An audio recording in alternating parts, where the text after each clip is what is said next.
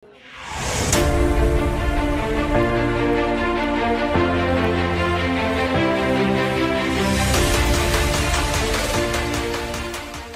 à tous et bienvenue dans cette nouvelle vidéo. Cette semaine, on se retrouve pour faire le débrief de la course qui s'est déroulée le 9 novembre 2024. Donc c'était un samedi avec des conditions un peu particulières. Donc on va faire le débrief de la course du marathon du Cognac. Samedi 9 novembre à 9h30, donc j'ai participé au 10 km 5 du marathon du Cognac. Dans cette journée, les conditions étaient un peu particulières, mais j'ai quand même tenu à y participer, de une parce que j'étais invitée et de deux parce que j'avais besoin d'évacuer certaines choses. Bah je sais pas. Toute ma famille qui m'a accompagnée, ainsi que mes amis, ma soeur m'a accompagnée sur toute la course, donc elle a pu me suivre en vélo sur tout le parcours, donc c'est un 10 km non officiel, donc pas de risque de disqualification. Le marathon du Cognac, c'est un gros événement dans notre région, donc il y a un 5 km, c'était la première édition.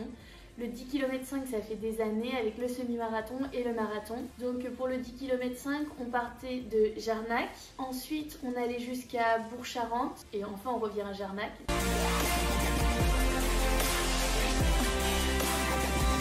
J'avais l'objectif de terminer première. Donc 1 heure avant la course, je suis partie à l'échauffement.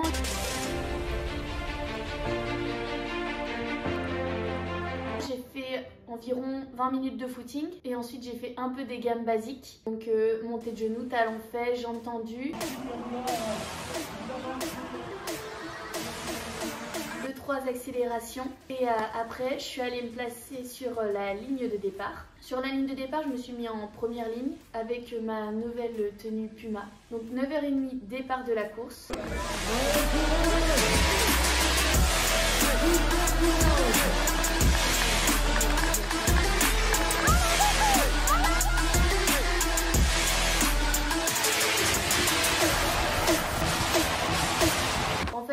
Durant cette course, j'ai pas vraiment eu de sensation. Je l'ai vraiment fait un peu à allure, on va dire ça. Je l'ai pas fait à fond, je l'ai fait pour le faire. C'est une course que j'ai déjà fait, donc je connais le parcours. C'est pas le parcours le plus simple, mais c'est pas le plus dur que j'ai pu connaître. Il y a juste une bosse. Le premier aux 3 km, ils sont passés ultra rapidement. Oh, t'as de la petite musique pour t'accompagner, c'est génial. Oh là là, une petite fanfare. Allez.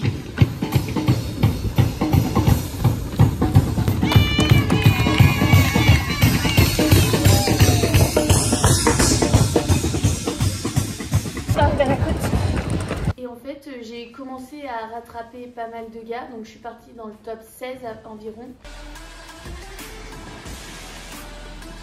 Donc il y avait le vélo ouvreur, ma soeur et moi, on était 3. Du 5 au 7 environ, il y a un faux plat montant et une bosse. Je mets un peu d'allure dans la bosse, mais sans la faire à bloc, sans me faire mal. Et après, du 7 pour arriver au 8, c'est que de la descente. Donc pareil, je l'ai fait relâcher sans aller plus vite. J'avais pas besoin de regagner du temps, mais vraiment relâcher et sans me faire mal.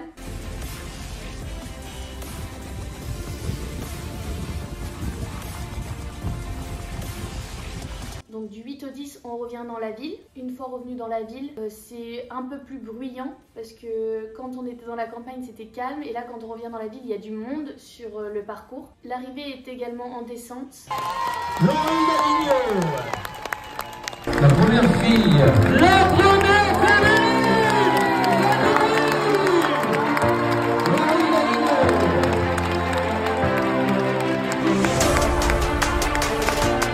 Sa participation un peu particulière aujourd'hui, puisqu'on a connu pour une camarade d'athlétisme qui, pour l'instant, est sur l'hôpital. Thierry, Valorine, un peu avec... À l'arrivée de cette course, je termine première féminine et 10e au général. Je m'attendais à faire un top 10, je voulais faire un top 10 et au début, j'étais pas sûre au vu du nombre de participants.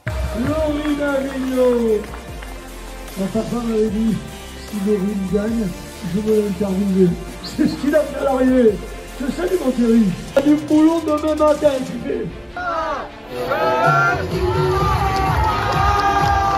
C'était une course qui était compliqué mentalement, pas parce que j'avais pas envie de pousser, mais dû à d'autres choses. Je suis vraiment contente d'avoir gagné. Aujourd'hui j'ai pas gagné toute seule. C'est vraiment une course que je conseille de faire pour l'ambiance festive de avant et après, mais pendant la course faut pas s'attendre à qu'il y ait du monde sur le parcours. C'est vraiment dans la campagne, ne serait-ce que pour le 10 km où on fait déjà 7 km tout seul, alors j'imagine pas le semi et le marathon. J'avais aussi besoin du calme de ces 7 km dans la campagne. Pour le moment je n'ai pas d'objectifs qui vont arriver, je vais faire une petite pause de 1 ou 2 semaines, donc après on se retrouvera pour la saison des crosses. Je vais commencer la prépa et c'est reparti pour une saison hivernale dans le froid. Je vous dis à bientôt pour de prochaines aventures. Sur ce, ciao.